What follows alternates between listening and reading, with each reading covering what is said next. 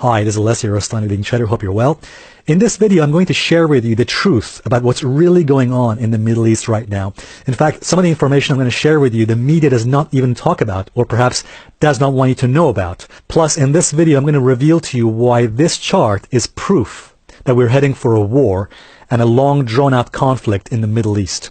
I'm going to explain to you exactly what's going on here on that chart in a few moments. But first of all, let me reveal to you exactly what's going on in the Middle East, which many people in the media are not even talking about. You see, we have to first understand who Iran's real enemies are. For a very long time, Saudi Arabia has been jealous and resentful of any positive relationship between Iran and the United States and the West. Now, ask yourself this question: why has Saudi Arabia always resented and always been against any positive relationship between Iran and the West? You see, when Saudi Arabia keeps telling the world that Iran is a threat because it wants to create nuclear weapons, that is an absolute lie, for two reasons. Number one, we already know that Iran does not have any nuclear weapons, and even if it did want to create any, that would be suicide. And Iran already knows that would be a suicidal decision. No, the real threat to Saudi Arabia is not nuclear weapons or a nuclear Iran. No, the real threat is actually what's going on here on this chart.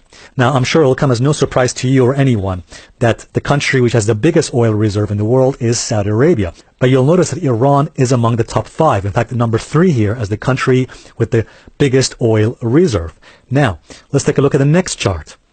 You'll see here that after Saudi Arabia, the only other country in the Middle East that has the highest petroleum production is Iran. So Saudi Arabia and Iran are the two biggest producers of petroleum in the Middle East. Now, it's possible, some of you are probably thinking right now, well, this is not news. We already knew this. So what? Well, before I show you the next chart, it is important to first appreciate that Saudi Arabia sees Iran as a major competitor. And the one thing the Saudis don't want is competition. In fact, let me show you this. What you see here on this chart are Iran's biggest customers. And as you can see, the top 3 are China, India, and Korea. Now you can begin to understand why Saudi Arabia never wanted the Iran deal in the first place and why the Saudis kept telling the world that Iran is a threat. The threat to the Saudis was never about nuclear weapons. In fact, it was about money and power, and who gets to have it, and who gets to sell oil and petroleum products to these 3 countries. Now, let's just think about that. Now that the Saudis have succeeded in breaking the Iran nuclear deal and imposing sanctions on Iran, that means Saudi Arabia has now managed to remove its major competitor in being able to sell to these countries, China, India, and Korea. Wow, what a big surprise. So, not only has Saudi Arabia managed to successfully remove its major competition in the Middle East, it has also done something else very important. You see, by lobbying very hard to break the nuclear deal between the US and Iran, the Saudis also know the only outcome is going to be war or a prolonged conflict in the Middle East. And what does war and conflict do in the Middle East? It drives the price of crude oil higher, and when crude oil prices go higher, guess who makes more money? The people who get to sell the oil, especially to their now new customers. Now, take a look at this. This is the chart of Iran's inflation rate. Inflation in Iran has skyrocketed. And the new harsh sanctions which are going to be placed on Iran are only going to make things far worse and cause the economy collapse further, which means that the only solution for Iran down the line is going to be war. Now, there is one other very shocking connection between Saudi Arabia and the world that the media does not talk about, and I think it's important that we address it because not many people know about this.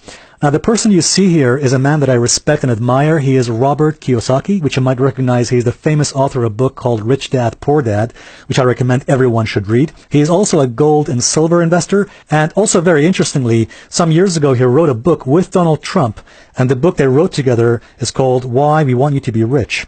Now, listen to what Robert Kiyosaki says in this very interesting and revealing interview with a journalist. 1971, Nixon took the world off the gold standard. And after that, the Federal Reserve Bank controlled the world, and they could flood the world with fiat money. I mean, currency, that's paper. That's all it is. And throughout history, any time a nation has gone to fiat currency, in other words, government-sponsored money, the money has absolutely gone to zero. The Federal Reserve Bank is not a bank. It is owned by the richest European and some Saudi money in the world. And the Federal Reserve Bank is the one that has caused this crisis. What Robert Kiyosaki says there in that video is very interesting, because not many people know that the U.S. Federal Reserve is not just a bank, but it's owned by very rich European and Saudi money. And now you can begin to understand the deeper connection between Saudi Arabia and the U.S. Federal Reserve, which, if you think about it, not only is that corrupt, but it's deeply undemocratic. And we can begin to understand why something like this can happen when just recently the U.S. sold 6,700 missiles to Saudi Arabia as part of a $1 billion deal. You might be thinking that perhaps I'm criticizing President Trump's decision to walk away from the Iran deal. Not at all. That is not true at all. Firstly, as you know, I'm not political. I don't care about left-wing or right-wing politics at all. That's an illusion. No, my own personal belief is that perhaps President Trump did not care about the Iran deal all that much, even though he did talk against it in the past. I personally think his recent decision to walk away from the deal is mainly due to the influence of this man here, John Bolton, who is the new National Security Advisor.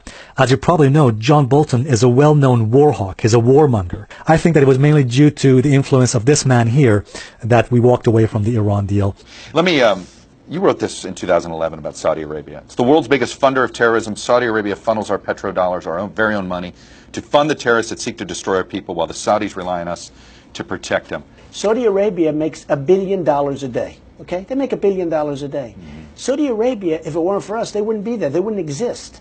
They should pay us. To go back to Saudi Arabia, if they're a funder of terrorists, why should we have diplomatic relations with them at all? Well, look, I'm not a big fan. Should we be holding them more accountable? Well, they treat women poorly. The primary reason we're with Saudi Arabia is because we need the oil. Now we don't need the oil so much. But I want to show you what's happening here on this chart, because this chart speaks volumes about what could likely be happening next in the Middle East.